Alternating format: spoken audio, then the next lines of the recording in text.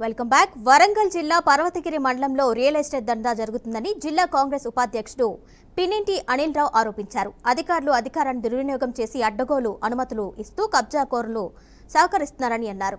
చెరువులు కాలువల్ని ఆక్రమించి లేఅవుట్ల పేరుతో ఫ్లాట్లు అమ్ముకున్నారని మండిపడ్డారు. కొద్ది సంవత్సరాల క్రితం నుండి ఎస్ఆర్ఎస్పి శ్రీరామ్ సాగర్ ప్రాజెక్టు ద్వారా DBM 48 ద్వారా కాలువ నిర్మాణం చేయడం జరిగింది. అట్టి కాలువ నుండి సుమారుగా 2009-10 వరకు కూడా ఆ కాలువ ద్వారా కల్లడి చెరువులకు నీళ్లు పోయేవి.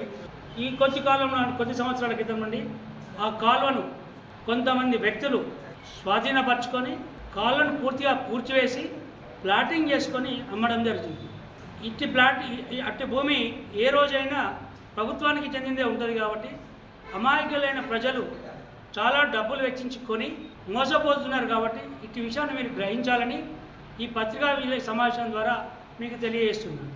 ఇట్టి భూమిని మరి ప్రభుత్వం స్వాధీనపరచుకొని మన కెనాల్కు సంబంధించిన భూమిని సంబంధించిన రెవెన్యూ అధికారులు నాలా ద్వారా ఎట్లా కన్వర్ట్ చేసిండ్రు, ఆ నాలా ద్వారా కన్వర్ట్ అయిన భూమిని పురపాలక శాఖ ద్వారా వారు లేఅవుట్ ఏ విధంగా ఇచ్చిండ్రో అంటే దీన్ని బట్టి ఏ విధంగా డబ్బులు చేతులు మారి ఎంతమంది అధికారులు లాలూచిబడి అధికారాన్ని దుర్వినియోగం చేస్తూ ఆ రోజు అధికారంలో ఉన్న పాలకులకు మడుగులకు ఒత్తిలొత్తుకుంటూ ఈ విధమైన చర్యలు చేసిండ్రు. ఎస్ఆర్ఎస్పి శ్రీరామ్ సాగర్ ప్రాజెక్టు ద్వారా DBM 48 ద్వారా